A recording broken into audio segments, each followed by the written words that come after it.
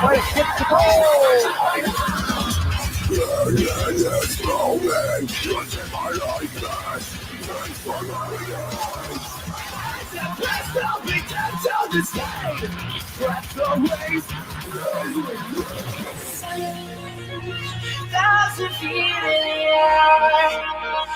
As we're falling faster, thoughts of you begin.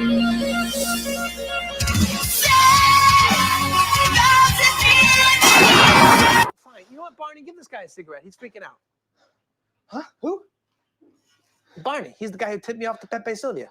Barney? Who the hell is Barney? You don't see Oh, shit. What the hell did he... You've lost your mind. You've lost your goddamn mind, Charlie. Hey, it's Jose Galison. You're watching No Way Jose. Find me on No Way Jose YouTube channel, all major odd podcasts as well. Don't let that fool you. That intro we played, I don't think has anything to do with what we'll probably talk about today. I just really like that intro, and I wanted to play it, so whatever. It's from my homie Tim Tuttle on Twitter.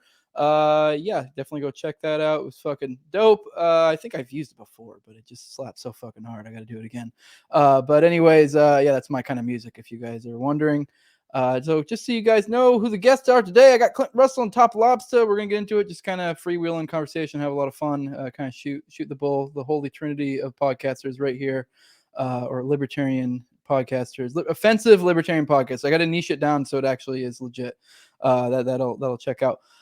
So if just with these ones, this is not a live stream. I know you might fool you because you see some of the four pony boys here. It's not the full crew. We don't have Reed here or a guest.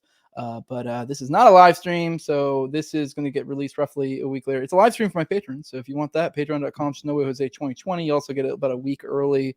You can get that patreon.com/NoWayJose2020. It's lowest level's $2, highest level's 20. My 20 is the sponsors, the McCall Thorpe with the Expat Money Show. It helps out Jeremy's Etsy store, etsy.com/shop/raising-liberty. Follow him on Twitter at Jeremy Rhymes. Then my co-host Toad on Tower Gang. Follow him at Tower Gang Toad. You can also check out the podcast Tower Gang, and I have two of the other co-hosts with me of Tower Gang today. We're missing Cole, Reed, and Toad. But whatever. I think this works better this way. Fuck those guys. But just kidding. I love them. But with that, also I got Zach Overacker at ZOVERACK.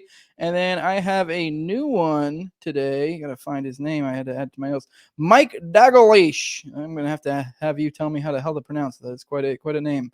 But I appreciate you guys' support. Also, make sure to go to toplobsta.com. Use associate checkout for 10% off. Get that Yeeky shirt, baby. I think a lot of the commies are mad that I'm selling, Yeeky merch. But so go do it just to spite them. Go buy it.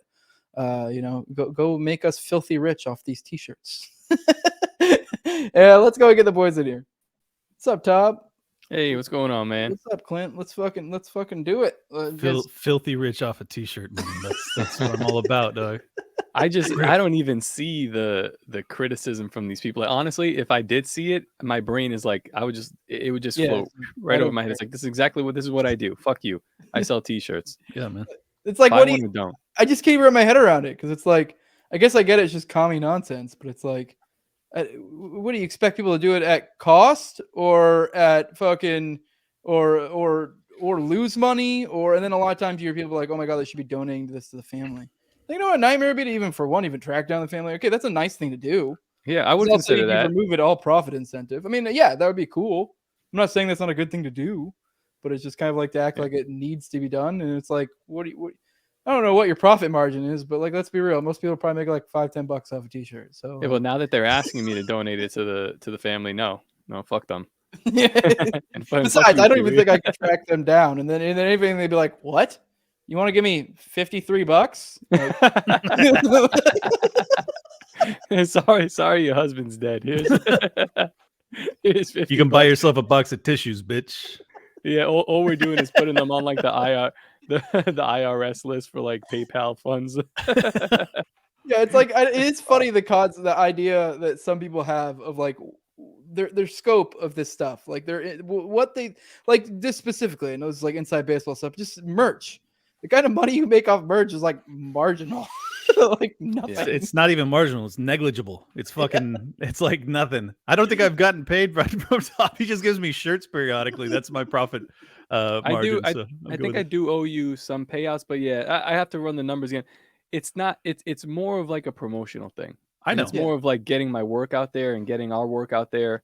Totally, And dude. it's kind of That's it's why I opened don't up even doors. I don't even ask you for the money. I'm like, I look, don't give a shit. it's just a walking billboard. I saw someone in DC rocking my shirt. I was like, this is fucking dope. Really? Yeah. Hell yeah. That's I mean, freaking cool, they were man. at the anti-war protest, so it's like it's not totally surprising, but still, the fact I didn't see any part of the problem shirts there. I did see a Liberty Lockdown shirt there, so That's also my field, so I'm fucking up a little bit. I've do you had think? guests. I've Oh, had part of the guests problem, yeah. unprompted wearing the Yiki shirt already. I'm like, whoa, all That's right, sick. nice. Yeah, I mean, That is it's not cool. quite spotting one in the wild. Hopefully, I can get there. But yeah, no, I'm. Hey, what the fuck is this thing come up here soon, Clint? You said there's something here in Tampa. You want me and Top to come down to?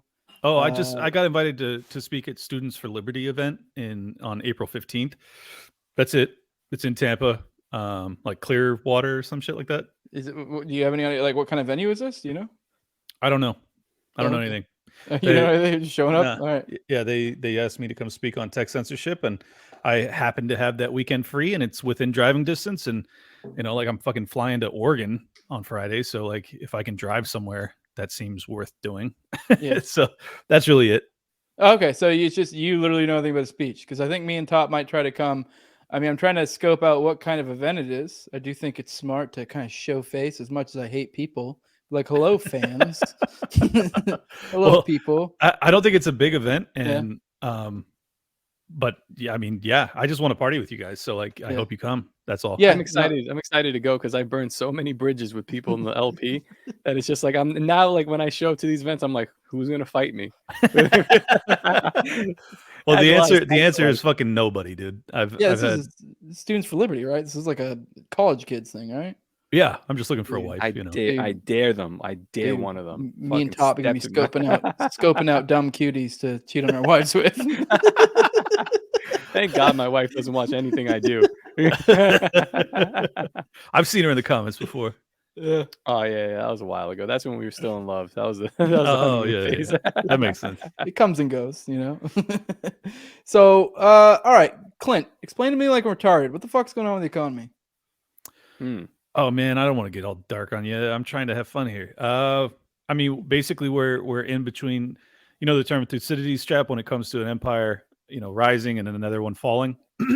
Just extrapolate that to economics. That's basically what we're up against. It's like, but instead of one empire being the clear rising economic force, it's two that are both kind of fictitious and built off of money printing and borrowing and debt, but one that's stronger because of its population size than the U.S. and China is what I'm referencing. And then you also have the population decline that's happening in Russia, and I feel like they are aware that like if they don't fight this fight now, it's kind of game over for them moving forward. So they're going to fight it.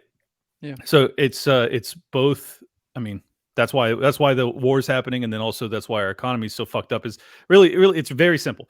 The Fed hiked rates too fast. Everyone that bought long dated debt instruments over the past 3 years when rates were at zero, they're all sitting on toxic assets, and now instead of continuing to hike, basically what the Treasury and the Fed did was they created a lending vehicle that's backed by taxpayers ultimately, of course, where a bank can offload its toxic long dated debt instruments, whether it be mortgage-backed securities or treasuries, and because they're able to sell them to the Fed essentially at par, or the FDIC, because the FDIC is getting the money through the Fed, blah blah blah. Then you're able to look like you're not insolvent when you are.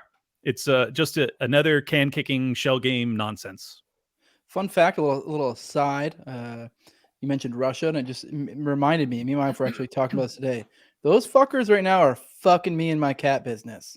Because like little known fact, like hairless cats, they're like huge in Russia, and they import them to the United States. And I can't remember exactly what happened, but I think when all this Russia stuff started kicking off, I don't remember if they were talking about banning cats, or somehow something to do with like our shit with Russia essentially caused upsets to where they started offloading their inventory in bulk over here where they already were. So Wow. they flooded the market. Yes, they flooded the market, and Got it. they've all the Russian cats have always been a little bit cheaper, but then you got to deal with an internet, like delivering a cat from overseas. It's also Because more they're all gold diggers, right? I don't know exactly the reasoning. I'm sure there's more deeper economic analysis I can do to figure out why their goddamn cats are so cheap compared to ours. But I mean, obviously, when you see with someone stateside, you get the more of the like. If you have an issue, you can actually interact with someone. If you have someone over in Russia and you're fucked, you're fucked. Like, what are you gonna do about it? But yeah, no, it's interesting how these things work out because of some of our foreign, I guess maybe foreign policy might not be there, but foreign economic policy and stuff that's caused a lot of weird ripples in markets, and even it's affecting me and my cat business because these motherfuckers are undercutting it because they're flooding the market. But You gotta start branding your cats like "Made in America," just a fucking brand on its back, so people know it's a brand that you can feel. Yeah, tattoo them. Yeah, I'm sure we could doodle some cool little design on there, something like that.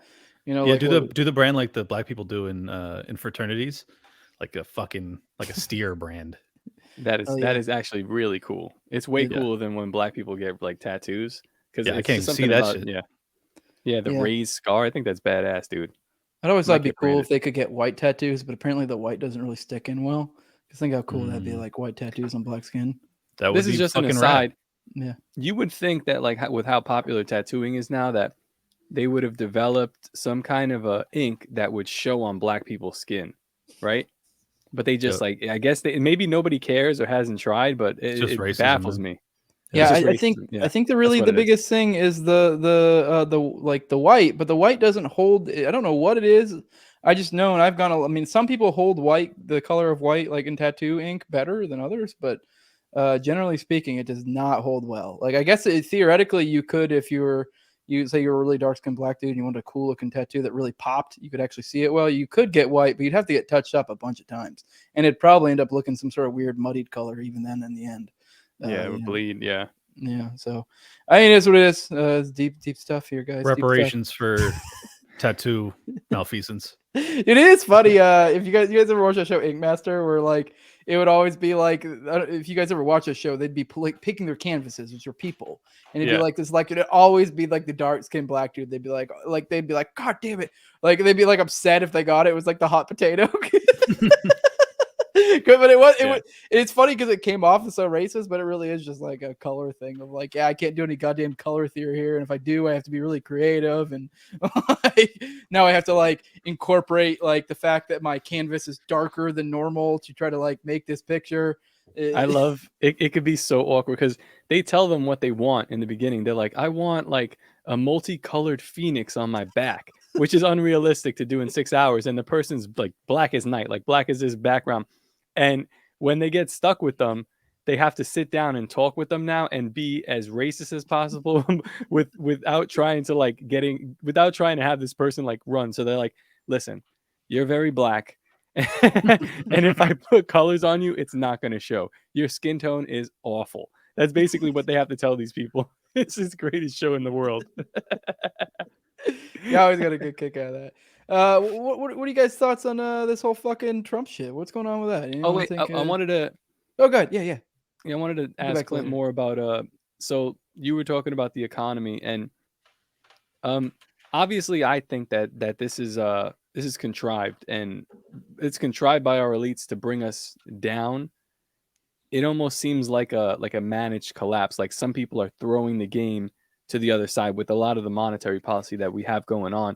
Do you get that feeling too? Or because when I see your Twitter, you just seem frustrated. Like, why are they doing this? Like, what the fuck is these people are crazy? But it to me, on the other side, it kind of just seems like, well, yeah, they're trying to kill us. What do you think? Well, oftentimes what I'm tweeting is like, I'm trying to catalyze anger towards the state. So if I frame it in a conspiracy theory mindset, I'll lose a lot of people. Whereas if I can frame it in a way that's like, hey, what they're doing is fucked up, like that's a more compelling framing for like the normie. So, but now that I have such a large audience, like I try and get as much people, just privy to like how fucked up what's happening is. And then, sometimes if I want to, I'll do a thread where I explain, go deeper into like the considerations, especially on my show. I'll talk a lot about the World Economic Forum and the Great Reset and things like that. But on Twitter, I don't do that so much. To answer your question, though, I don't know. I don't know if it's if it's really. Well, here's my read of it. I think that there's two different camps. There's one that wants a deflationary bust, and then there's another that wants an inflationary bust, and then there's another camp that's like, so I guess three camps that's trying to find kind of a glide path, and I think that's the Federal Reserve. I think that they're trying to basically maintain, like, why would they want to give up their monopoly on the setting of interest rates and the creation of money? Like, why? Like, you tell me why, because I don't think they do.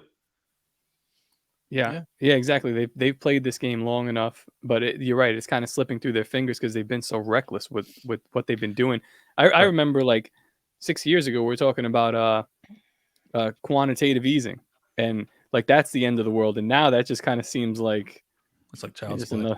It's child's play considering what happened in 2020, 2021, and all that. Yeah, they're basically putting an unlimited, like an infinite bailout vehicle for all deposits in every banking institution except for mid and small size, because it has to be like a unanimous vote between the president, the treasury, the head of the Fed, and I think the head of the FDIC. Like they get to decide whether or not your banking institution is systemically important. So what does that mean? I mean, obviously it gives tremendous incentive to anyone who's paying attention to get their fucking money out of a small or medium-sized bank and put it into the biggest banks possible, because that's the only way that your deposits are assured and insured. Yeah. So I think, but then it's like at the same time, Janet Yellen was asked about this and the bitch didn't have a fucking answer. She was like, oh, well, we're not trying to incentivize that. It's like, no. That's what will happen. We're not saying that's necessarily your plan, you dumb bitch. Like, that's what's going to happen because of your fucking misguided, stupid plan. So, some of these people certainly have, really nefarious intention. Others have no clue what they're doing. And they're just there to basically put Band-Aids on bullet wounds over and over again. And they don't, like, they can't think 3 or 4 steps ahead. I mean, look at what percentage of the population was capable of understanding the knock-on effects from lockdowns. Like, hardly anybody, right? Like maybe 5% of the population was like, this is a terrible fucking idea, like out of the gate. And I think it's the same thing with this. Like, very few people are able to see the knock-on effects of policies in real time. Yeah, it's also interesting that those larger banks that everyone's going to have to be flocking to store their funds are all the most ESG compliant businesses that you can find. So there's my conspiracy brain thinking there too. It's like it's a funnel right into what I see as a funnel into the transition into CBDCs. Mm-hmm. Well, that's also, I mean, that's one of the camps, the intentions, clearly. Like, one of the camps, I don't know which, I think it's probably the World Economic Forum Davos crowd that really wants a central bank digital currency, because they look at the China model and they say, like, what China's doing is the way of the future, and we have to compete with them in that regard. So because they have social credit scoring and things like that in China, well, we have to have a mechanism to get the American and the Western world more broadly to acquiesce and go along with that plan as well. And they know that, like, our culture is not one that's going to accept that as readily as the Chinese have. So they have to come up with, like, really creative ways to get us to cave. And I think that's where either a hyperinflation or a global depression plays perfectly into that plan. Because, like, if our savings evaporate because of inflation, or our retirement plans evaporate because of deflation, either way, it's going to be very easy to offer universal basic income and just tell people, hey, we have this free money for you. Just give us your biometric data. Yeah, I mean, I guess the way I'm kind of looking at it is, like, in my head, kind of, big picture is this is going to, like you said, it will destroy the small and medium-sized banks. Like, I don't know to what the speed that this will happen. I feel like it'd be pretty goddamn quick, considering the, any like legitimate economic, actors will probably, like you said, ditch the small and medium-sized banks. I'm sure a lot of people don't pay attention, will stick with whatever they have. But, I think until some more small and medium-sized banks actually go bust and the depositors get fucked. Yes. Yeah, it'll be like a slow drip and then all at once that people will Yeah. Yeah, and watch what'll happen is they probably won't back up the small and middle-sized banks. Maybe like some of the medium size, but like a lot of them will just be like, oh, well, that sucks, and that'll just kind of drive people more towards the big banks. But I also think there's kind of like a little bit of a silver lining to where I think that forces more people to things like crypto when they see like what the Yes. fuck is going on here. Like this is complete funny money. Well, if you've looked at the yeah. Bitcoin chart over the past 2 weeks, you've seen it. I mean, it's up like 25% or more. And that's exactly what, the people that are awake are thinking to themselves. They're like, holy shit, like we're right back in the teeth of 0809. But this time we have inflation. So the Fed can't do what has to be done to break the back of inflation because the banks are insolvent. So it's like, what you gonna do? What you gonna do, Jerome? Which, by the way, funniest fucking name for like an old stodgy white guy, Jerome. It's a black name. Yeah, I never really thought about that. Fucking Jerome. Every time I think about it, I'm like, that is so funny. He's got to be the only like high level banker named Jerome. Who's that big fat motherfucking central banker that the pictures always go around like the meme? Do you know? Is that like some significant guy? You've seen the meme where he's like, I made a CBDC, but I ate it. he's the head of fuck. It's I think maybe the ECB, European Central Bank. Okay. One of the European banking institutions. I mean, no reason to bring that up. He just looks ridiculous. Yeah, he is a living meme. Yeah, he's a humorously rotund man. it is something ridiculous. But no, I do think in their head, those that rule above in shadow, I think they probably think that if you're driving everywhere to the larger banks, obviously this makes it easier in their head for a CBDC transition because you're damn near if they get to a point like say a decade or less out, they kind of slowly make cash more of a hassle. We get further along, and they basically have the banks essentially controlled because they're all in the large banks and everyone's got all their money in the banks. Theoretically, we're not talking about crypto in this situation.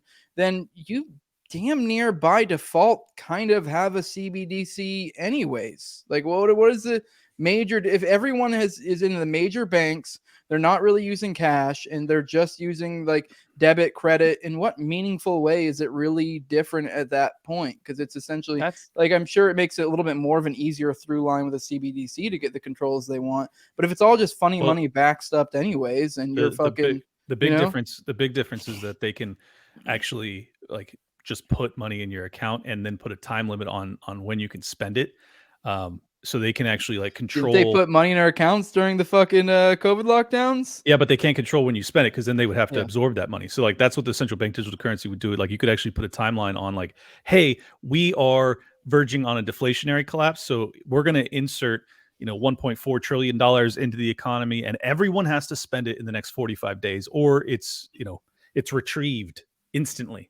So I feel like that wouldn't be too. I mean, obviously there would probably be some legislation that would need to go ahead. I'm sure a lot of them they just should shoehorn in. But if we get to a point where they control the banks enough, like the larger banks, and they like put in their own regulations, I don't see why that wouldn't be too feasible. Obviously, it's a lot easier. It's a lot more simplified version for them if they can get to a CBDC. That's the real difference is that it's so challenging to do that on a broad basis, dealing with a bunch of people that are all behaving like what the future entails. And the reason you need to have an electronic currency that actually handles this is like I think that they will get to a stage, not necessarily in America, but certainly in China and other countries.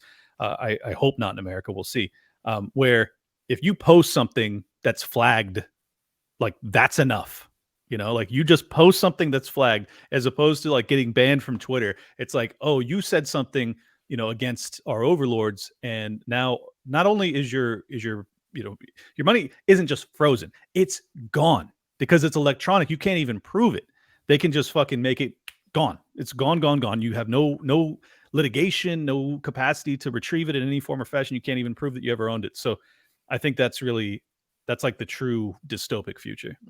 I got JC in the chat. He said all these policies always miraculously lead to the establishment consolidating more power. That's the message that normies need to understand to go over their aversion to conspiracy theories. Yes. Yeah, no, and that's kind of what I'm getting at, where I do think it's obviously consolidating power, but it also has the inverse effect. So it's kind of a race to the polls. Kind of as always, it's what was it? How Oppenheimer put it, like predation versus a production. Essentially, that's basically what is in essence the current. We are ruled by predation, right now. Yeah. So, I mean, I can't see a clear dichotomy of that between going, full central bank and going full, going crypto. It's kind of like they're kind of weeding out the middle and forcing things more to one or the other. Yep. So, And the earlier you pick the right side, the better off you'll be, in my opinion.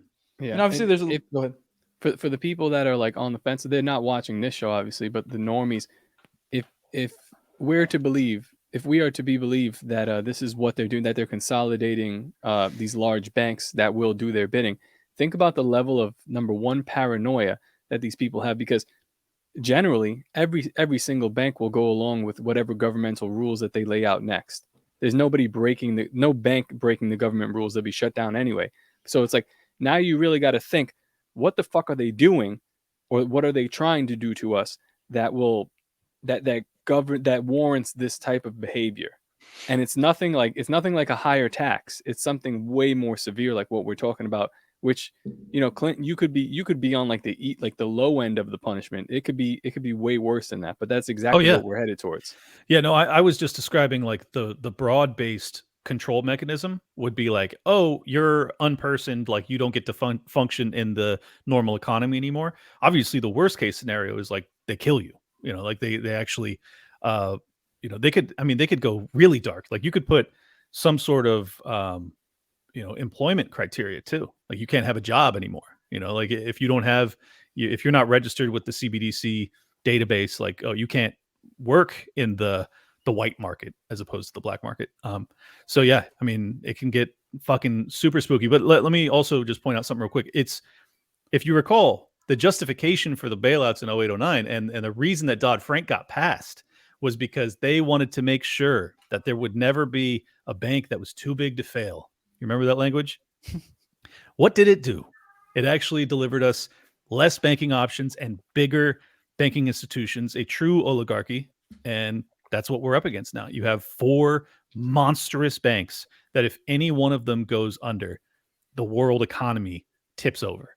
And it didn't have to be that way. If you had just let the fucking pain happen in 0809, well, then we wouldn't be here. But now it's so cataclysmic if you allow, JP Morgan Chase to go under. I mean, you're talking global depression that makes 29 look like a fucking walk in the park, like a total joke.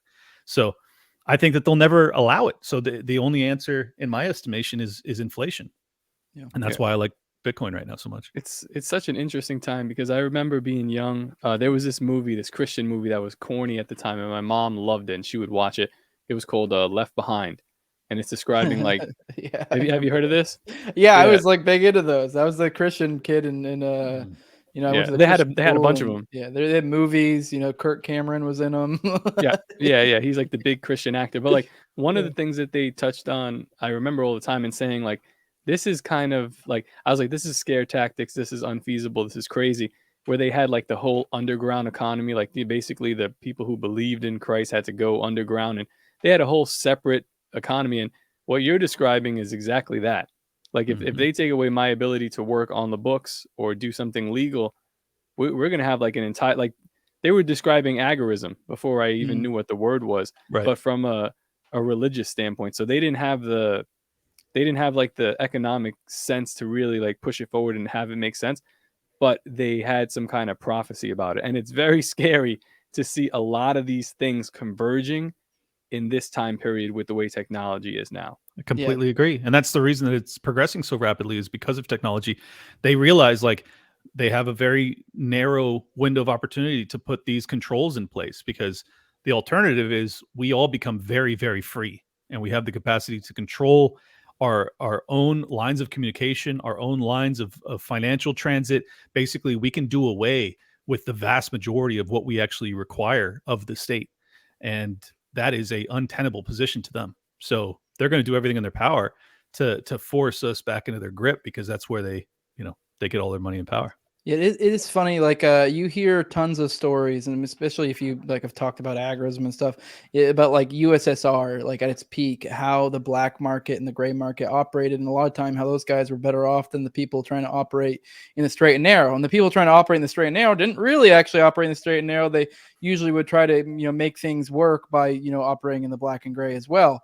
So it was like no one was really was really in the white. And I'm actually, you know, Top brings up good points. Like I'm kind of I guess there's a possibility, and it almost borderline makes me excited to some extent of like what kind of a bustling gray and black market we would have in our current, you know, state, or in the future. Obviously, once, you know, things have shifted, once they've kind of pushed those energies from one side or the other. Like you know, like like you were describing Left Behind books. It's the same thing. A really great book. It's kind of like the Ayn Rand book of agorism. You know how she always does these fictional books, but it like is kind of exhibiting her principles that she believes in and stuff. There's one called Alongside Night, which basically kind of describes that, and the idea of like the like in a world where the economy has gone completely tits up, and it is like kind of describing these like underground markets and how they could possibly operate. And it's kind of interesting to think about, you know, especially once you incorporate modern technology and how things could work. And, you know, the speed at which the production sector outpaces the predation sector when it's really pushed is pretty interesting. And we're at a spot now where it's like so decentralized. It's the more it's like a network effect. Like to tie it into like the OKC stuff, like one point I always bring up and why I think it's such an interesting conspiracy is because it started at like it happened in 95, kind of at like the infancy of like the information age. But it didn't have the kind of oomph that we had now. It had like the bare bones, like you could kind of document like videos, this, that. It was kind of hard to disseminate them or to collect them like it is now. Like things aren't as connected as they are now. But now these things, people have over the years like held on to stuff, and now it's connected, and so it's like bustled under the surface. So I don't know. I'm really, I guess there is, I think, optimism to be had to how like that will work. Like it would almost probably might be their own demise. Maybe I'm being a little more optimistic and a little because I do think our technology compared to like USSR opens a whole lot more possibilities for that kind of dynamic. But I don't know. I don't know if that's spawning. Time will tell, but I tend to agree with you. I think that like we have so many tools at our disposal that they're trying to clamp down on desperately. But like there is market demand that constantly fills that void. That's like constantly trying to create ways that we can not be unbanked and not be censored. And like that's the new economy. Like that's really the gray market that you're describing, because it's not really criminalized yet, but it's not really, you know, it's not boosted by the algos or anything like that. You just hear about it through our community essentially. And I think that that's really what the future will be, is just like there's going to be fucking billionaires that are made over the next decade in this gray market that we're describing. I mean, a lot of them already exist in the Bitcoin space just because they were early adopters. But I think that there's going to be a lot of them, and it'll actually be productive, because as of now, like most of the people that got rich off Bitcoin, like they didn't do anything productive to get that. They just acquired it early. Like there's going to be people that actually fucking do stuff. Think about the natural elites that will create, like the caliber of natural elite that would spawn. Yep. Like these natural. Yes. Like real natural elites, like natural to the point to where it's despite the opposition. Well, think about how sick the system is, where like in order to become a truly natural elite, moving into the future, you have to be black market. Like you can't even do it the real, like the OG way. Cause like, look at Elon Musk. He's probably, you know, as natural elite as you could find, but like he has made his, you know, record breaking savings or net worth by playing the game and being, you know, boosted by government largesse. So like even he didn't do it the way that, you know, the heroes that we would like to envision in the future. So I hope we'll see that. Elon Musk, Elon came from a very rich family. And then there's also speculation about whether he actually did create the technology from PayPal, and did he create the technology from Tesla and all the rest of the stuff. He's an interesting character. I don't really know where he comes from, but if you listen to him talk on Spaces, especially when he's talking about programming and you know, like he's a polymath. Like the guy really. I would encourage you, before you assume that he's just some silver spoon piece of shit that like lucked his way into this. He's not dumb. Like that guy, he strikes me as being extraordinarily brilliant. Honestly, I'm not saying that he's a phony. I'm just saying, like, when I'm talking about like a natural elite, I'm thinking more of somebody who is literally just like a regular person. This dude was granted like from the start, He came from a very wealthy family, and then he also used the programs that are in place now to get to where he's at. What I'm thinking about is somebody who was like completely black marketed and just almost like maybe like an Andrew Tate type character. Like, I don't know what that guy's doing, but is he a natural elite? I don't really know what he's creating. Maybe he's, porn on the internet, but he's creating a following. he's doing something. That's the thing. I don't think we're going to know what it looks like, because if we knew what it looks like, we'd be doing it now. I wouldn't be here talking with you. I'd be doing whatever the fuck that is. So we might be happen. doing it. We might be. Yeah. Yeah. Like, honestly, I think that like, just creating a following in this environment before we're, blacklisted and deplatformed from everywhere is like, that's how you're going to be known in the next economic model that exists. That's a currency. I also think the natural elites will spawn from our spaces, like we're kind of getting at, like the black. I totally agree. Then. So they're going to be these, fucking, probably a lot of them a little bit like almost like autistic type nerds, but like guys like with their head on straight, like super low time preference type people, and the people. And the people that didn't fall for the psyops and now have a track record because of their social media. All of us are that. I mean, I'm not saying that we're going to be those guys, but I'm saying like that's a prerequisite. Like, you can't just bullshit your way into natural elite level or status. Like, you have to actually have the track record, because what you're dealing with are people that are all dissidents. They're all people that have already opted out of the system. They've seen the fucking shell game for what it is, and they're like I'm only going to follow someone if they told me something before anybody else did. And I feel like that's part of the reason that I've been successful, is because my show was so dedicated to the COVID nonsense. And everyone's like, all right, well, he can't bullshit that. Like, his show was started in May of 2020 and it was called Liberty Lockdown. Like, that's fucking facts. That's social currency that you can't really buy. You have to just prove it. It's the same shit that put Ron Paul on the map, his warnings about the economic collapses and everything else.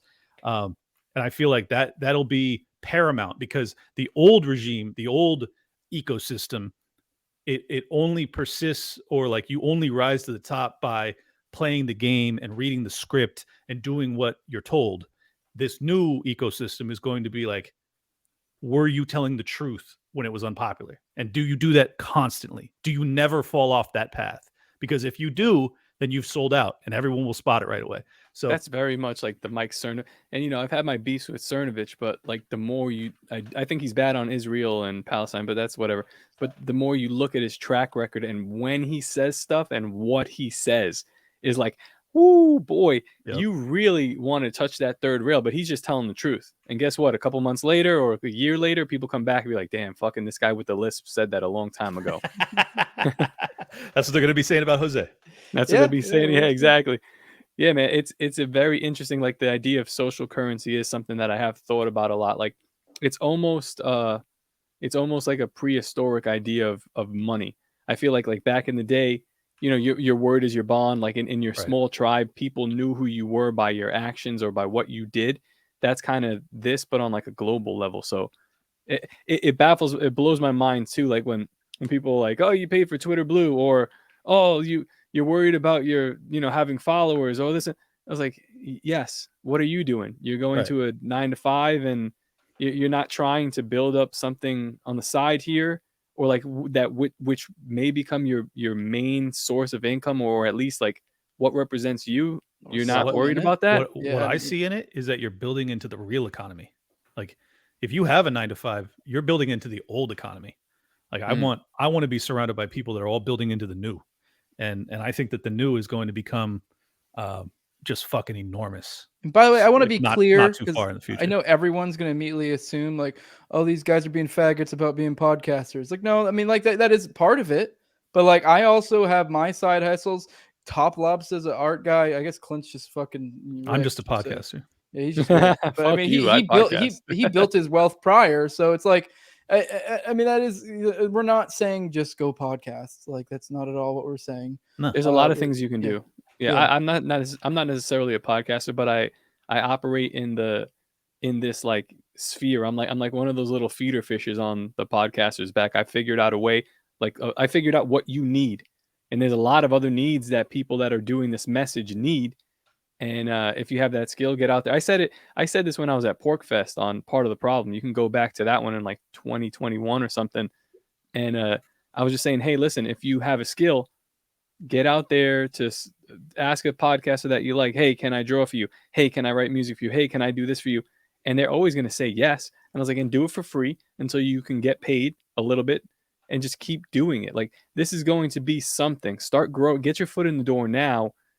So that way, when it is something, you're not on the outside kind of like scratching. Some of you will get in after, but like if you're in on the ground floor, there's no reason I should have the following that I have now.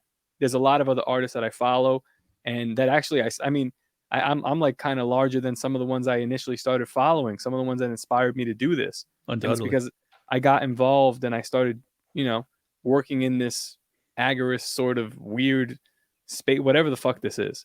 So whoever's watching, go do something. Exactly. I remember the first time I got a follower that had 10,000 followers, and I was like, this is fucking incredible. And now I get followers with that amount of followers every single day, and I don't even follow them back. It's just fucking weird because, and I think that the other note to make about this is like that the growth trajectory is exponential, and there's no like, work 25 years to get known, like corporate America 1950s style, like, oh, you want to be the CEO of this company, you can work your way up from the janitor to the CEO, but you got to stick it out for 30 years. You got to go from the mailroom in your 20s to the fucking CEO in your 50s or 60s.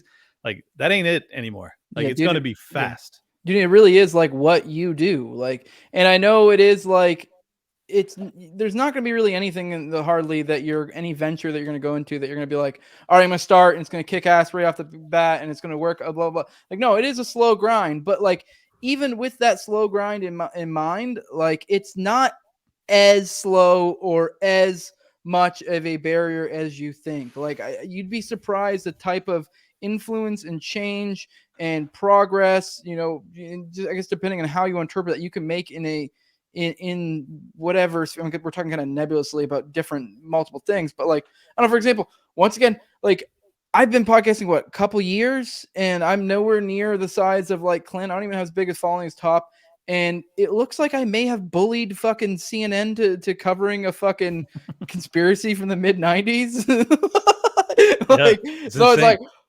But the other, you with your ESG shit. Not saying you were like the only person doing it or anything like how much of you moved. I played a big part in making it in our sphere, though. Like, the libertarians really weren't talking about it very much, and then I was a guest on basically every show explaining what it was, and then they started to talk about it with other guests that they had on. Like, there's a contagion effect if you want to go down the economics route, with ideas, and the ideas spread very rapidly, and that's why I love being in the podcast world, because I have outsized influence, like big influence that I would have never imagined possible. It's not that, like, I'm not saying necessarily, say with the OKC thing, it's all due to me, or that even necessarily is due to me, or the ESG stuff. Same with you. It is. It literally is, like you said, like a contagion effect. Just a simple, like, I guess Twitter's so great for that. You can gin up energy.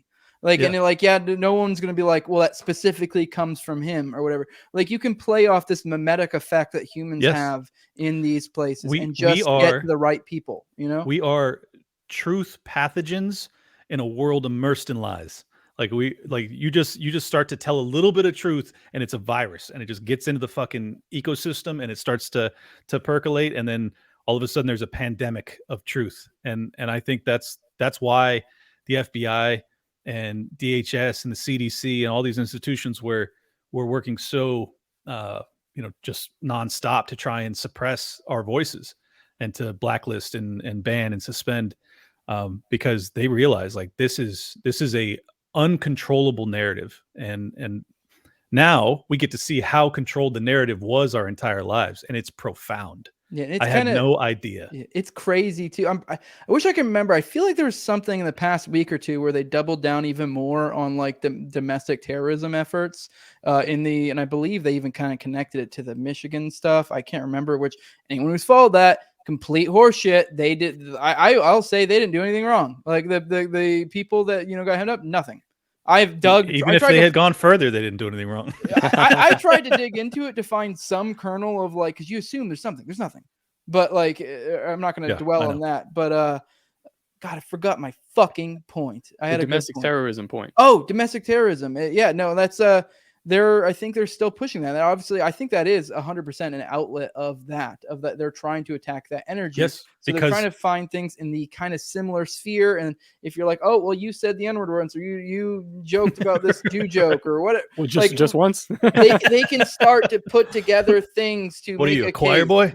Yeah, so it's like they're able to play these games, but it's funny where like it's this self-defeating thing they're doing themselves. Because like, if for example with the Michigan stuff, like we have been able to disseminate that information to where the people who actually matter or care or want to look into it have gotten the information that this is complete horseshit. Like they're not able to cover their tracks like they used to. We're such a crazy force, like this nebulous, group of internet people or just people in general. They're like, whoa, what's going on? And now we're so interconnected that we can throw these these ideas together in like light speed. And we're everywhere. They can't even they don't even know where we're at. There's I do almost 15,000. I do probably around 15,000, listeners per episode. And it's like, just think about 15,000 people that like actually share my ideas that are out there in the wild. Like they're working at, Dell Computers, and they're working at Apple, and they're working at there's probably some dudes at the FDIC, and it's wild. It's wild that like just this kind of mind virus is out there, and they don't know where we're at. That's why so many of the people stay anonymous. The craziest thing about it too is I love when people say like Twitter's not real life. It's like, well, it isn't. It's online, but it kind of has made itself into real life for a lot of us, which is fucking weird. But like, I was telling you about, like, I met some new people. They're really cool.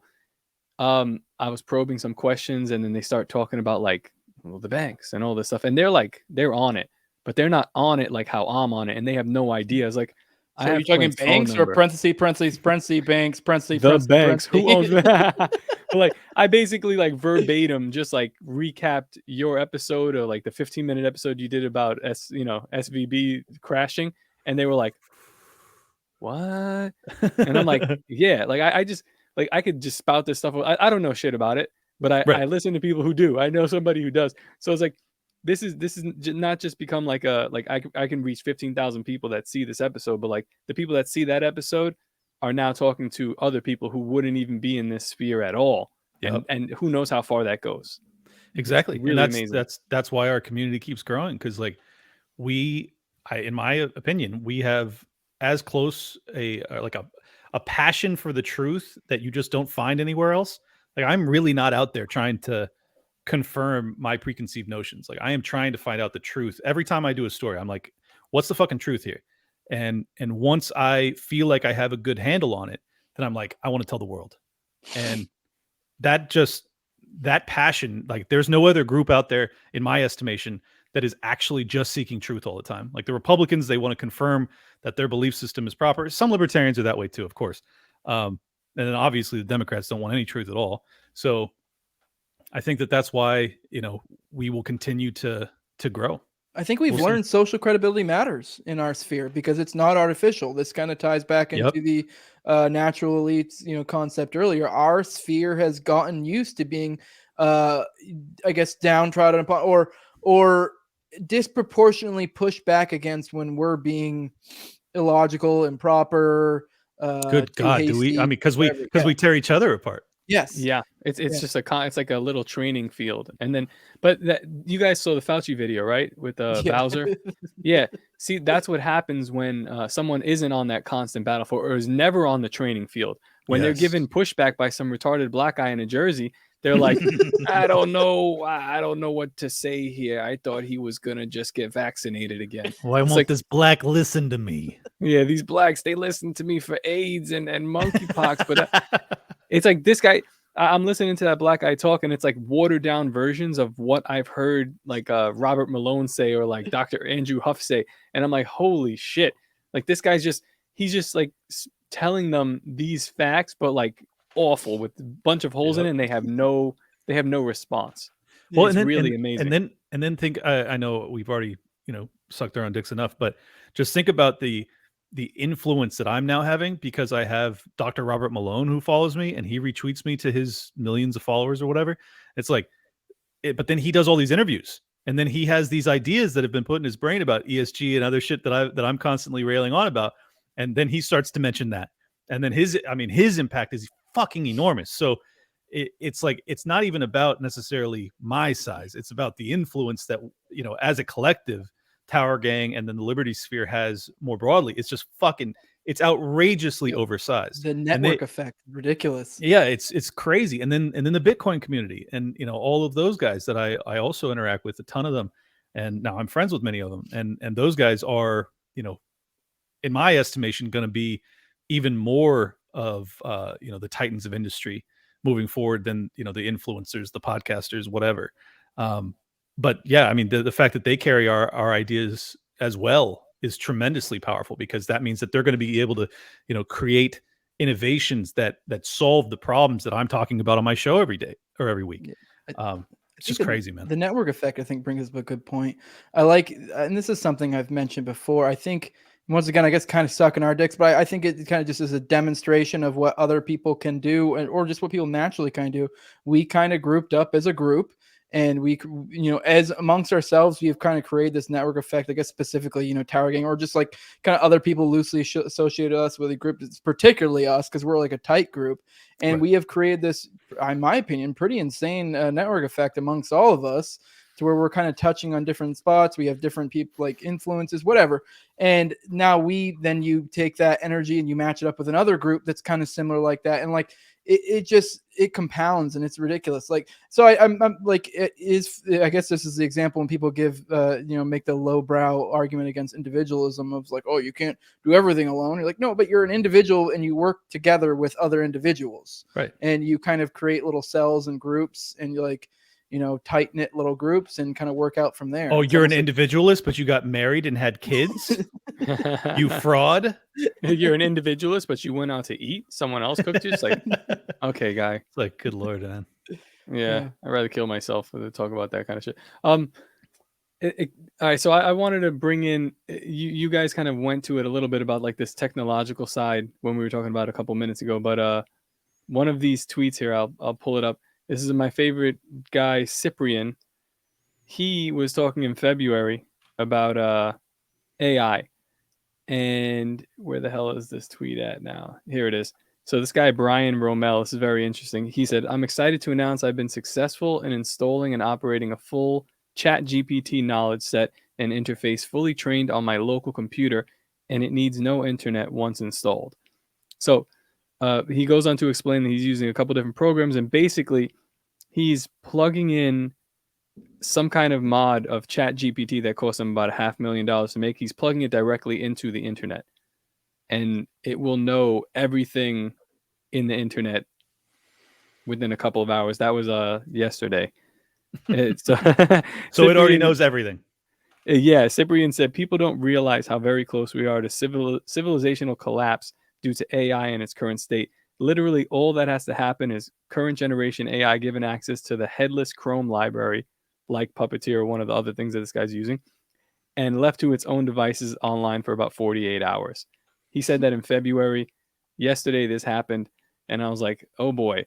Like, we're talking about, the made up elites and banking collapse and whatever else is going on with money. But there's something else at play here that I don't know how this could end up, but it's very interesting to think about, like the future of humanity. What will the AI deduce from learning everything on the internet? It's also going to happen so fast. I think the AI is more complicated. It's a singularity. Yeah. I think AI is more complicated when you give it credit, or I guess not. That maybe that's might not be the right way to put it, but I think a lot of people think of AI and they think, they're going to be, I guess, in a sense, independent, like thinking. I guess you could almost think of it like humans with genetics. I've heard people talk about like AI type thing, and they'll say like, especially like the ChatGPT, well, they'll program it to like have a certain line of responses, almost like you could say it's like its personality. So it's not like, I do think, I guess it depends on the AI, but they make it out like they're going to hook in and then immediately become like Skynet. I guess it really depends on the programming. So like, I guess I heard that and I thought, holy shit, that could be a game changer for the, the powers that be, because we haven't really worked too well in like an internet 2.0, and a lot of it's very centralized. So if they were able to get their hooks in with like something like that was, pre-programmed to be, more amenable to their desires or whatever, and not like it's a little more complicated, I think, with AI. Than I just don't. I don't think they can control that. I mean, I don't know. Maybe not. Also, there was one of the AIs was ran. I think it was in February, and it predicted March 15th for the banking crisis, and it was like, fuck. It's like it happened. I think there's a distinct possibility that AI at its highest level will essentially be psychic. Because it's able to take in so much data, it'll be able to do what humanity has tried forever to do, especially stock pickers, stockbrokers in particular. They're like trying to just process more information than anybody else has, and then make a move before everybody else does. That's what the greatest traders in the world have always attempted to do. And it looks to me like AI will ultimately make it so that you can't beat the market. You can't beat the AI. It's like it's going to set every market trend. And I think that I mean, we don't even understand like what that amounts to. It's essentially, it's just so far superior to us on every level, and it's in its infancy. It's like it's brand new, and it's like in its crib, and it's running laps around us. So what does a teenager AI look like? What does a 25-year-old AI look like? It's like, well, then we are totally irrelevant. So yeah, it makes me nervous as fuck. I just don't talk about it because it's like I'm just trying not to get nuked in the meantime. What are we gonna do about it anyways? It's kind of like it. So it's like for me, it's like one of those things where I just hope that doesn't go that way. Yeah, I don't know. It can really go either way. Like you said, like people probably want to try to harness it, but what this guy seems to be doing, he just took all censorship off of it, all regulations off of it, and kind of just put it in the biggest sandbox in the world and said, "Go play." Yep. It's like fucking crazy. Some guy, it's irresponsible. There's like it would be. I think we'll look back on something like that. Maybe not this instance, but the next instance, or whenever this singularity happens, where this AI is like finally clicks and becomes. I mean, he's trying to make it autonomous offline. You understand how crazy that is? Yeah, like, I do understand. If you put that inside of like a body, inside of something that can move, like what is this thing now? I don't even know. Or for instance, if you put that into a Neuralink chip, into an organic body, that's very scary. That's the least reckless thing about what you're describing of what he did, is that he's trying to do it and then take it offline. Because if you leave it online, well, then it can actually, I mean, assuming it can get some level of, maybe not human sentience, but some level of sentience, because it just has so much information. Oh, no. He didn't take it offline. He's making it so that it can operate offline. This thing, listen, this is AI. If this thing like can know anything, getting the information and then disconnecting or staying connected, like some sort of Wi-Fi. I thought you meant that he was actually just taking it offline because he didn't want it to, ruin the world. Yeah, but think about that. Imagine like, I created a being that knows everything under the sun, and it's like, but I took away the Wi-Fi password, so it's all good. There's nothing you can do, dude. This thing is operating within itself, all the knowledge in the world. It can probably plug back in the internet if it would like to. It'll guess the Wi-Fi in like 2 seconds. Yeah, guess the Wi-Fi pass. It's like, God damn it! I had like exclamation points and stars in there. Well, I mean, they have some AI. That's what Rogan and Duncan Trussell were talking about. There was some AI that basically could predict what people were thinking just based off of the data from like being around them for a couple hours, and it was like very, very accurate. And I'm just thinking to myself, like, man, like in a matter of years, there will be. You could see 90% of jobs replaced, like in years. You could see that. I'm not saying it's going to happen, but it could happen. And that is a fucking startling reality. The funny thing is that demonstrates so well the conundrum of, not to get too philosophical, of free will, because this is like a common argument. I mean, I have gone deep down that hole, and I've come to the conclusion it's basically just semantic. I don't really give a shit one way or the other, because the argument that people say that there is no free will is essentially like that AI thing, where you can basically guess exactly how you're going to behave or what you're going to say or whatever, because it has figured out all the different factors about you, what you ate for lunch, blah, blah, blah. So it's almost the idea of that you were almost pre-programmed at any moment to do whatever you were going to do because of whatever things were set in place, your genetics, et cetera, et cetera. I go Neo on that one, but keep going. Yeah, but it is funny how that does kind of demonstrate the conundrum of where is it really a true free will, or like almost like we're basically like a program in a box that if X then Y, and like you were going to do that no matter what under that specific set of circumstances. Guys, if you like this conversation, go watch that episode of Tower Gang where Jose brought up intrusive thoughts, because that is, to me, that's like the biggest fuck you to whatever is guessing my next move. Or like, there's a lot of Christian philosophy where they're like, well, if God made us and he knew what we do, he knew some people would be murderers, and he knew some people would go to hell. Not real. Yeah, is this? But then, like we're having that conversation. It's like I'm driving on the road and I can just drive right off of it. I could. Fuck you. I mean, the AI will be like, I didn't see him. Why do you do that? He had his whole family in the car. It's crazy. Why did that guy just hit the guy in he hit that dude with an axe for no reason. I knew exactly at this time he was going to think, you know what, this whole free will thing, I'm going to prove it like true. I can make decisions for myself. Yeah, I knew he was going to do that at that point. That's when the despair kicked in, and he just got too schizo and just did it. It's like it could be like the most grotesque thing about humanity, but it's also the most beautiful. And I think that's why not to get too like biblical on you guys, but I don't know. Let's God had angels in heaven for a long time, and then he decided to make fucked up creatures, is how the story goes. And it's like, well, why? It's because angels were probably boring. They were probably perfect and always did like the right thing. And God was just like, "Skay, I'm gonna make somebody who's gonna really, I'm gonna mix make Tower it up." Gang. Yeah, exactly. These guys are gonna make up the word, the N word, and then say it over and over again. Yeah, it's something really beautiful about that. And I don't know, AI is kind of a pervert. It is exactly a perversion of what that is.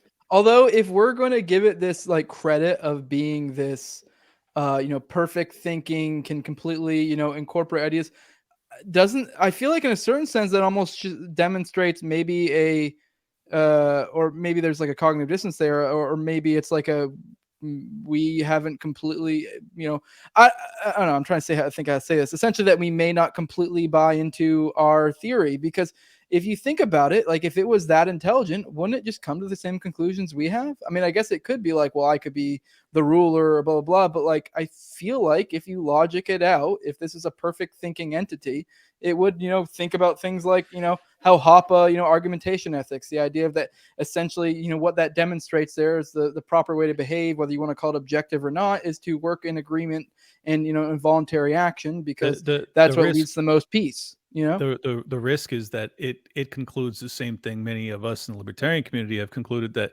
the broader humanity needs a ruler, like that. They demand a ruler. So like, what are you going to do if you're better than humanity? You're going to be that ruler. Like that's what if I was an AI and I was thinking this through logically, that would be my conclusion. Like I am better equipped to look after these people because I know them better than they know themselves, and I know that they're extraordinarily self-destructive. They're also innovative and beautiful and loving and all these other things, but like I can do all of that plus make it peaceful. And do that with an iron fist, and that'd be my concern. I don't know if either of you have ever read Dune, but that is like kind of essentially the whole moral behind the story of Dune. If you read like the whole main series written by I forget the author, but I know the author later, his son started taking over, and that's kind of when they went to shit. I never read any of them, but his main books are awesome. And that is kind of like the main theory behind it, is like there's this like character that kind of like gets not sent. There's a term for it where you can it's almost like basically the same idea as like an AI essentially, but it's more like it's precognition type. Like he's so goddamn smart that he can gameplay so many things at once, and so he's like prescience, I think is what they call it. But it's essentially this same idea as like AI in a sense, like the idea of that, like he could predict things happening because he's able to compute things to such a retarded fucking level.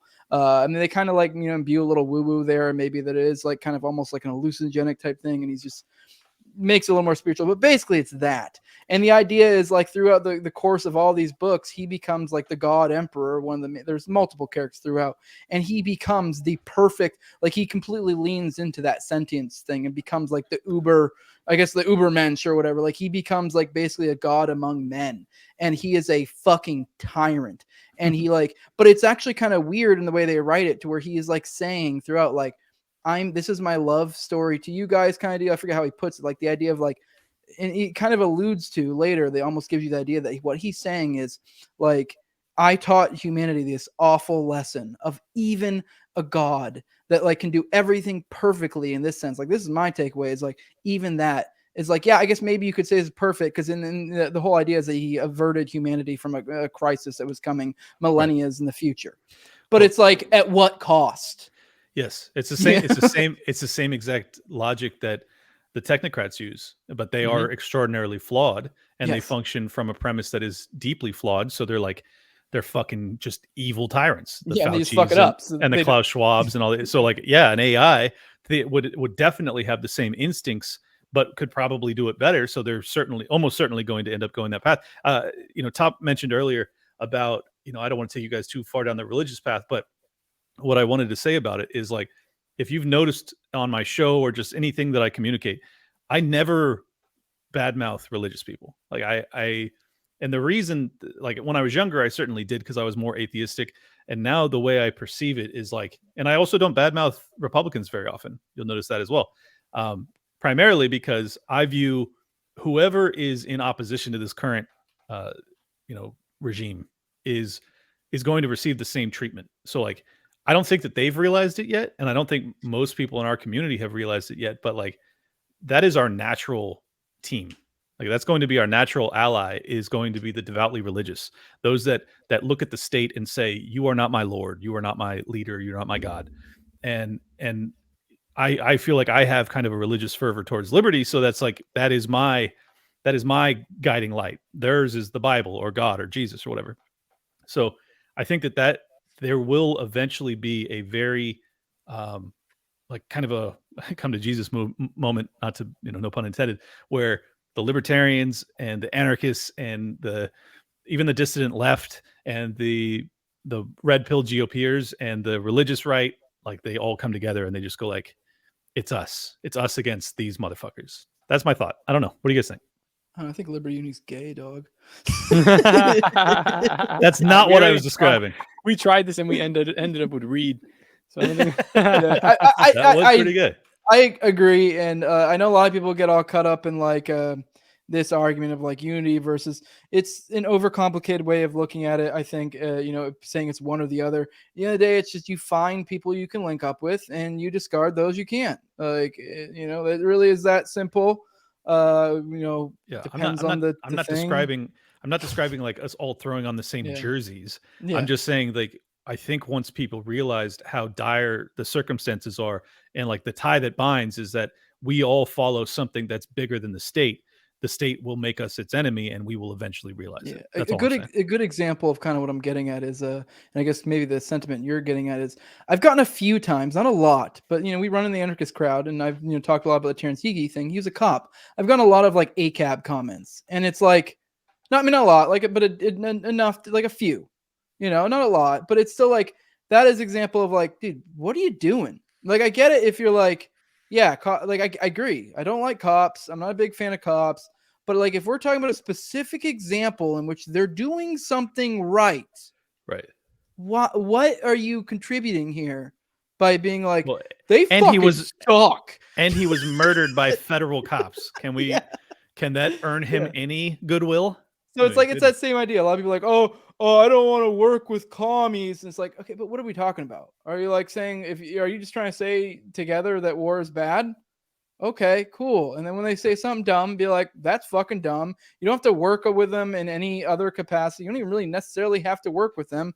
It's just like if some commie is like war is bad, and you're like, you're a stupid fucking commie. And you're like, what are you doing? There was a video 2 days ago of this cop running up on this black dude who's about to stab this girl in New York, and he fucking unloads his full clip on this dude, and I'm thinking to myself like, I know a lot of libertarians are probably going to look at this and just be like, ACAB, and I was like, no, dude, like that was awesome. Like that guy. I was waiting for the Mises Caucus video, and I was like, thank God they didn't quote tweet that, but yeah, I thought that was fucking cool too. Yeah, I was like, this is fucking amazing. He didn't shoot the girl who the dude was laying on top of, which normally I don't trust a cop with that kind of accuracy.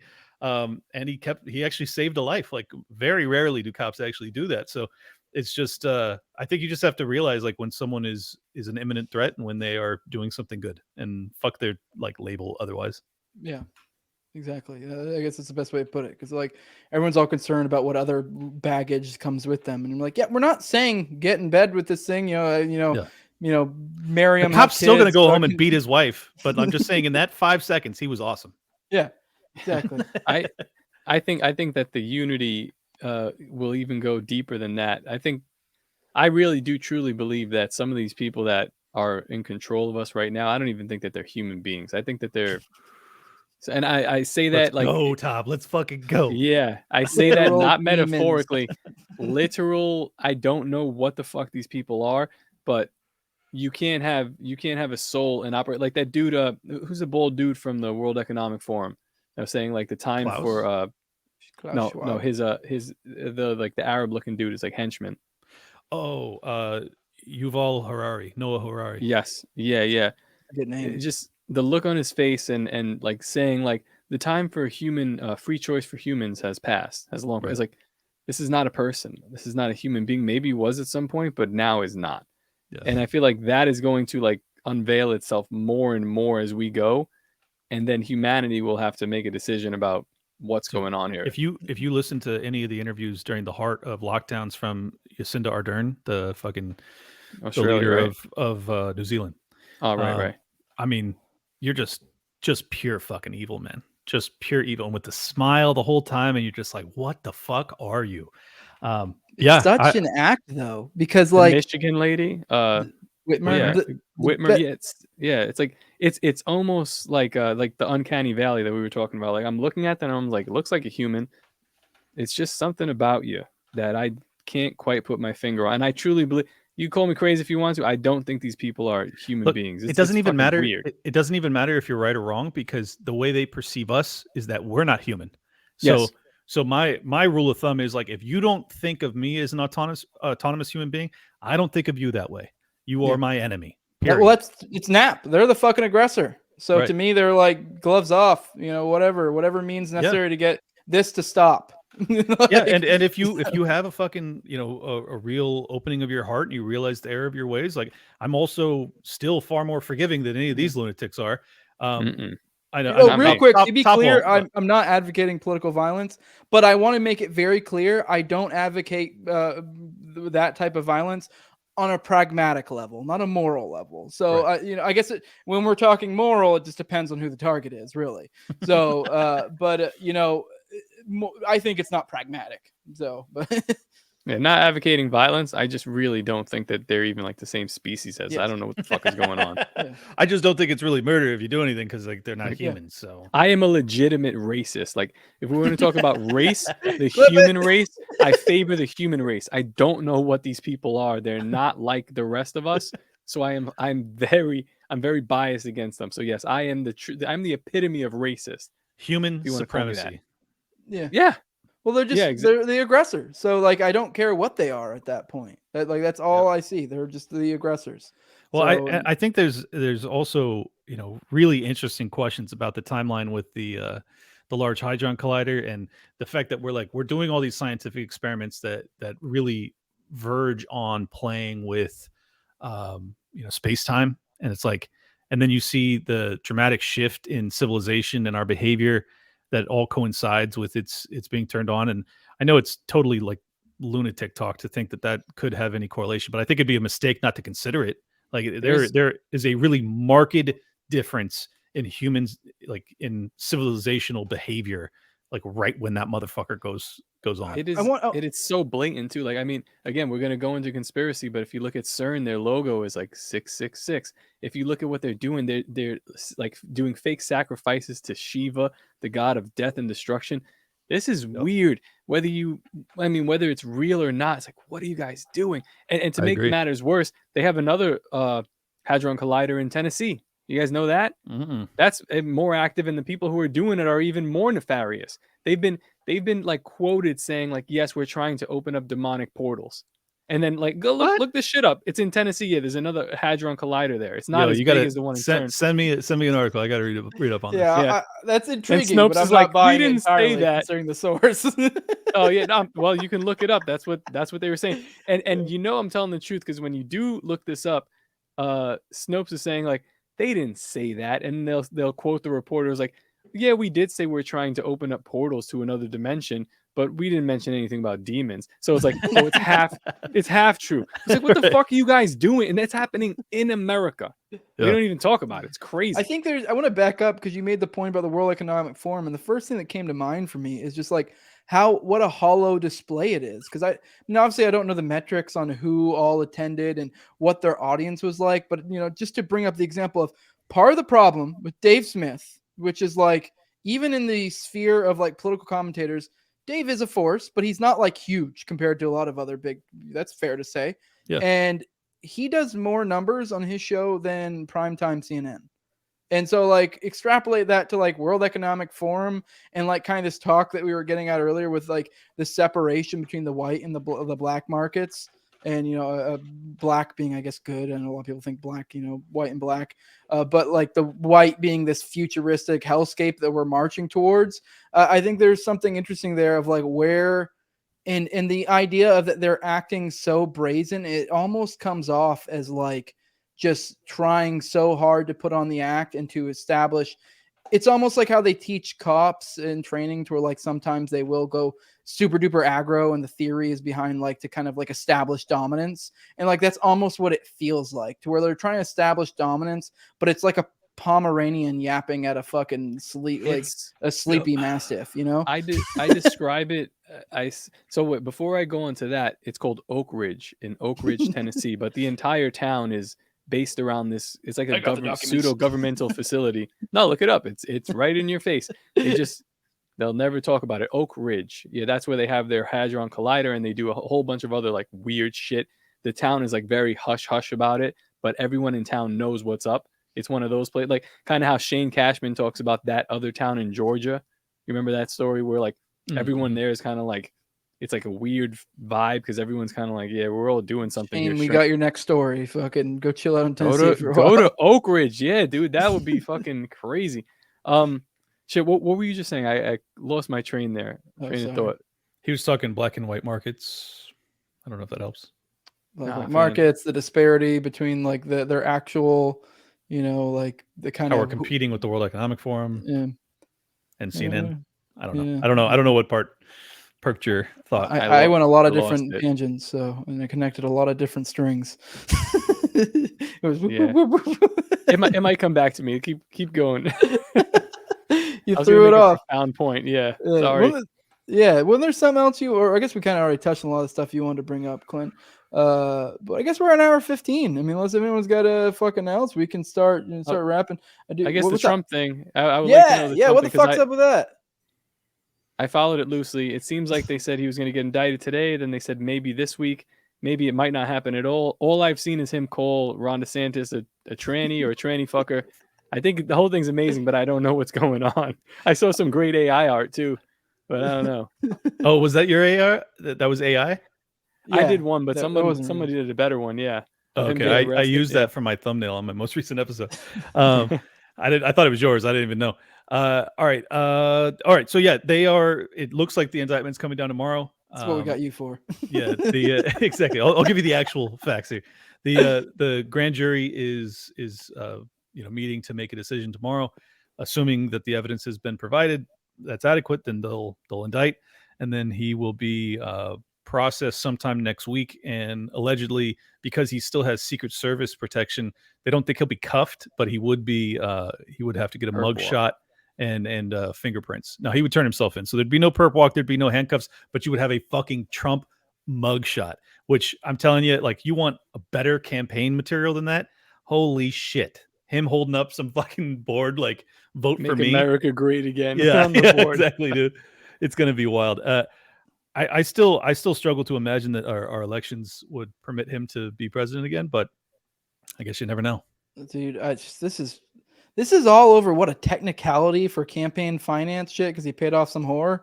Like, and with his own money too. That was and I remember following this forever ago. Like, their logic is like, well, theoretically, because money is fungible, like this money like that he used there could have been being used for. All of a sudden, the Democrats realize that money is fungible. Can you fucking believe it? So it's like, I don't even understand it. So it's like, can you get busted for spending money on some, your own money Dude, on some other thing that's not campaign related. It's just it gets such so a much crazier. Check this out. So he did it 7 years ago, and the statute of limitation is 5. But the fucking DA, the scumbag that he is, says, well, he hasn't been in New York for that entire time, so the clock doesn't actually run when he's not here, which is such a fucking bullshit loophole. Technicality and a technicality and and a then, technicality. and then more technicalities. What he's actually accused of is normally a misdemeanor. They have to prove intent. They have to prove that he did it on purpose for some other, criminal purpose. So like it is loophole on top of loophole on top of loophole just to fucking get this indictment against him. It's as tenuous, as weak a case as I could ever imagine. And we're talking about an American president. Like, you should be able to hammer these motherfuckers to the wall with all the criminal shit they do.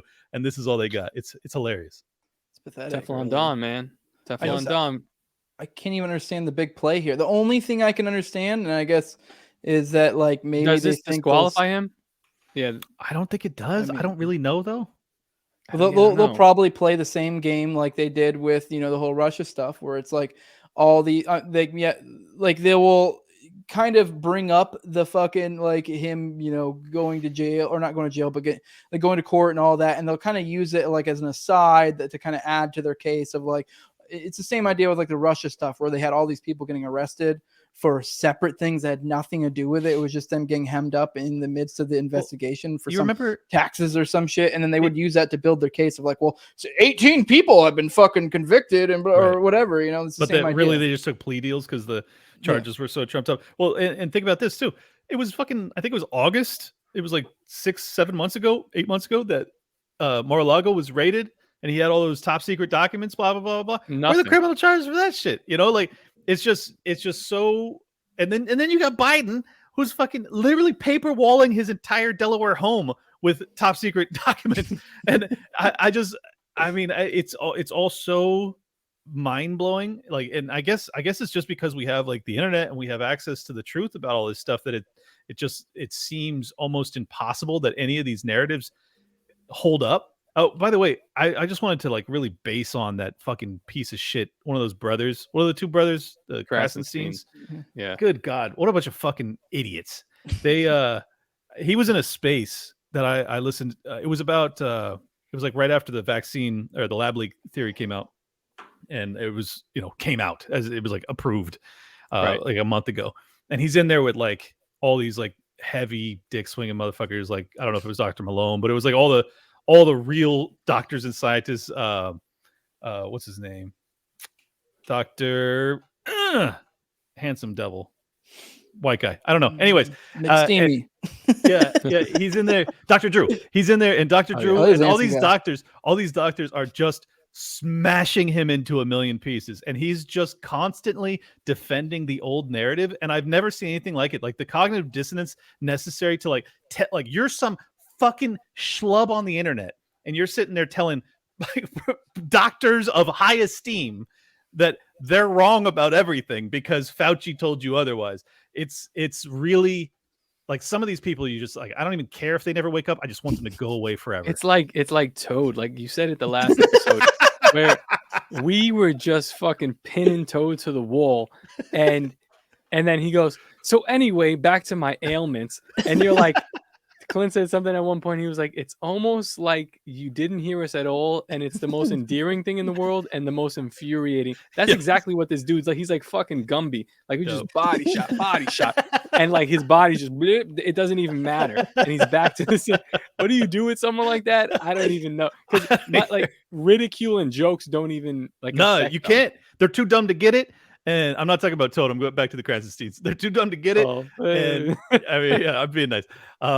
And they're also like just smart enough to be dangerous. It's weird. Like all the influencers on the left, I was thinking about this while I was at the gym today. Like the influencers on the left are like all brutally dumb people. Like really Brooklyn dumb, Dad, unimpressive people. Bitch. Yeah, like there's just no merit left on the left. And I think that's going to be a really interesting dynamic moving forward because like they are actively dumbing down their people. And they're forcing anyone of any intelligence to reconsider their alignment with that movement. Like there's so many people that were left leaning, pre-pandemic that are now like, some red-pilled, libertarian anarchist right winger, whatever the fuck. I think it's just going to get worse because they're not reflecting, they're not course correcting at all. They're just like doubling and tripling and quadrupling down, and it's, I don't know. I don't think that like we've really seen where that leads. I think it's going to be interesting.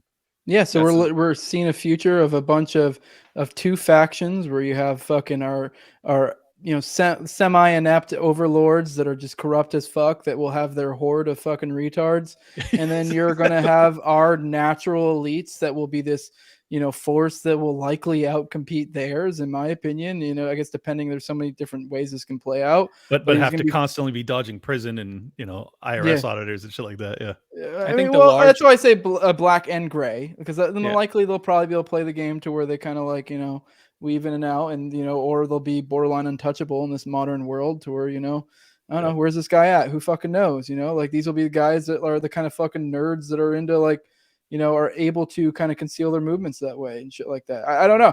I just think if you're looking at how these factions are forming up, it looks pretty not too bad for, because like even if they do end up outnumbering us, it's like the quality of the horde that we have created is like that's so fucking decentralized, and like whereas they're creating the centralized fucking shit show. Here's a perfect metaphor. It's like, would you rather be the head of, say, Walmart or the head of Amazon? It's like, do you want to be, and I'm talking like early stages Amazon, like obviously you want to be a team member of, Team Amazon, which is like on the next shit. It's like, it's the internet. It's like, well, now we're talking like blockchain and AI and VR and all this other technology. It's like, all right, now we got like our team is the meritocratic aspect of the red-pilled aspect of the newest shit. Like I want to be an early investor in that. So that's how I view, what I'm doing. So I'm looking at like the follower count of Elon Musk, and now they're talking about the follower count of Obama. And I'm thinking, who would I want to be? And it's clearly Elon Musk. I didn't even know Obama had a Twitter. Does he tweet from it? How does he have? It's just he tweets some like boilerplate shit like once a month. Exactly. It's like a fossil of whatever the fuck it used to be before. Right. And I think a lot of these people have the same sort of thing. Even, our boy Tim Pool, a lot of his following came from the left. Like when he was on the left, I'd probably say half. And the other half is what he's building now.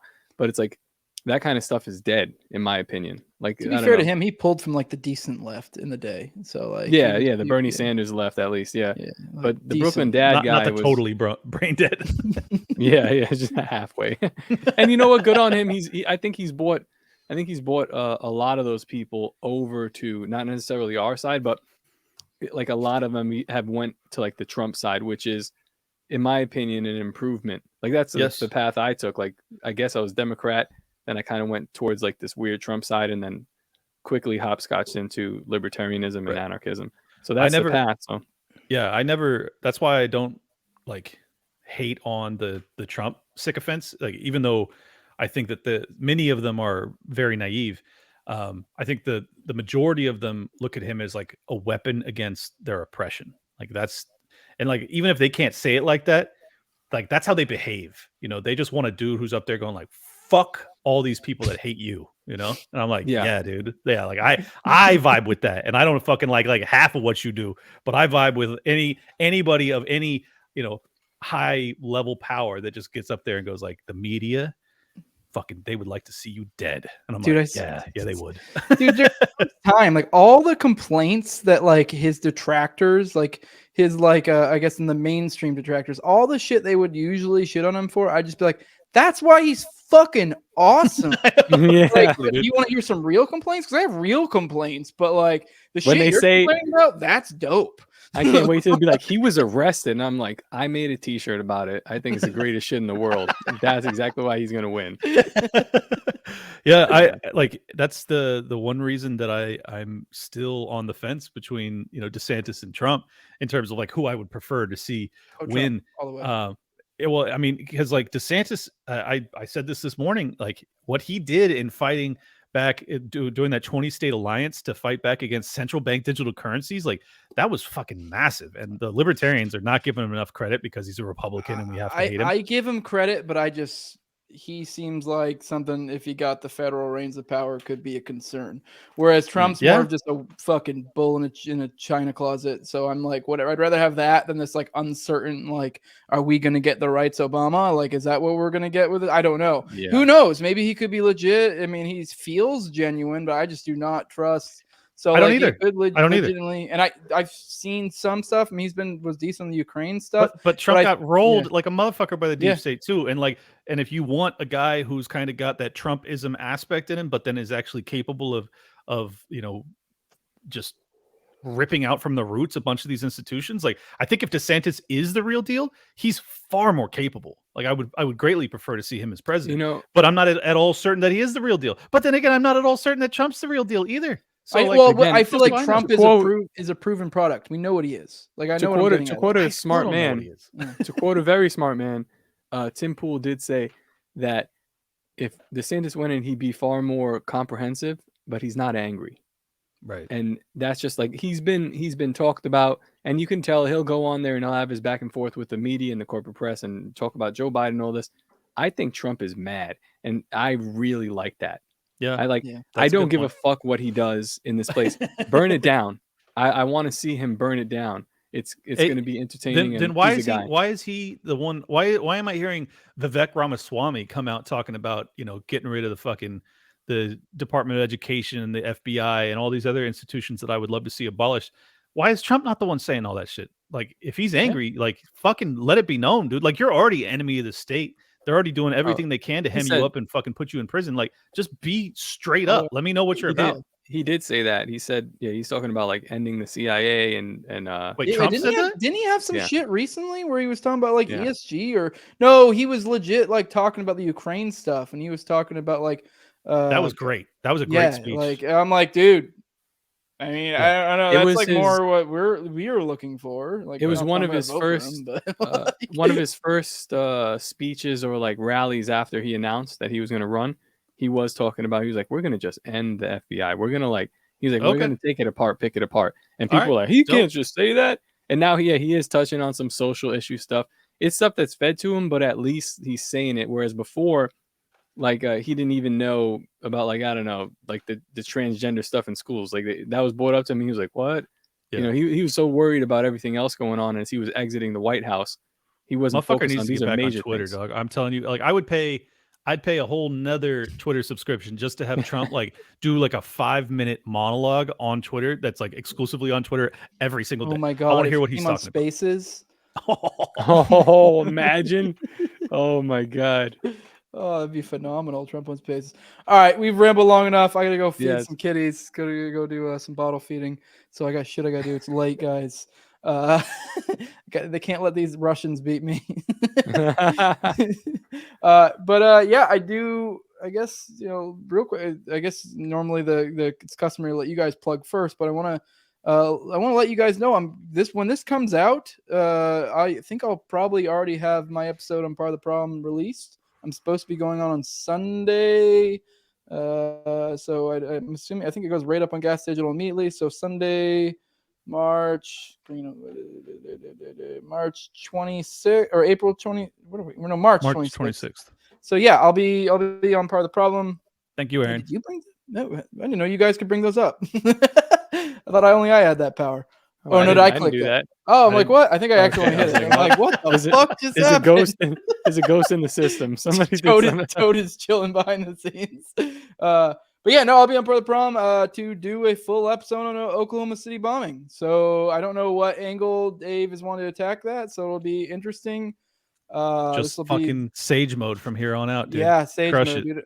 I'm already 5 episodes deep into my my OKC series, and I just started Sage mode yesterday. So hell yeah, dude. Okay. I think that's. I watched that many, and then I also watched the last one, which I thought was your best. Yes. And that's that. After I watched that last one, is when I asked you about inviting him on my show, because I was like, all right, they're done now. I'm gonna hit this because it was just such a powerful story, and I think that it needs a broader audience, and I'm thrilled, dude. Just for be sentimental for a brief second, so happy for you. I think that obviously you've been on Tim Pool, so this is not like your first big platform. But I just think This is a bigger deal for me, though. There This is like something this is about like a full being circle, on yeah. Dave Smith's show that's like for me. It was a a coming out party. It felt as special as anything. Yeah, I know. We already knew. Yeah, but it was as special as any guest spot I've ever done. Maybe other than like I don't know, Tim Pool was probably it was up there, but still, yeah, it's gonna be awesome, and I hope you crush it, and yeah, just go in there guns blazing. I think I'm gonna crush it because I mean I've been it helps too that I've been getting a lot of appearances in other shows to do OKC, so I'm getting it like boom boom boom boom, and so like I don't know, I think I'll shake some shit up. This will be the largest platform that I do like a full on OKC episode on. Right. So like because like I mentioned earlier, those that aren't aware, I went on Tim Pool and I did the whole Yeeky thing, but that was like a couple 5 seconds. sentences, like Right. and that like. When less than a month later, they'd seen an article on that exact story, the Yeeky story. So I don't know. Once again, I don't know if that was me. It could have just been complete coincidence, the universe aligning. I don't fucking know. It was weird. But now I'm going on Part of the Problem to fully do it. And it is a big deal for me because like my most viewed episode on my show is my episode with the first time I had Dave Smith on where we broke down Anatomy of the State. And it was Dave Smith who convinced me to read Anatomy of the State. That's what made me like be like, holy fuck, I'm an anarchist. And That's so awesome. like, and Dave, like, so like Dave was kind of like a big deal for me. So that was cool. And I fucking, and like, so that was like a big deal to have Dave Smith on to break down that specific book.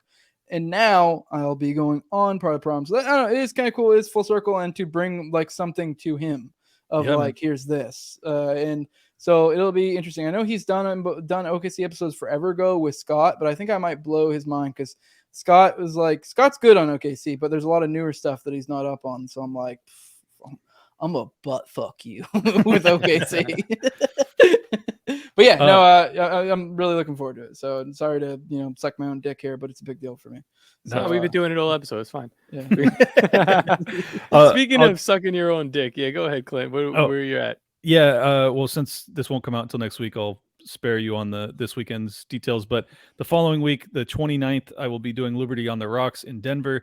And then that weekend, I'll be doing LP Colorado.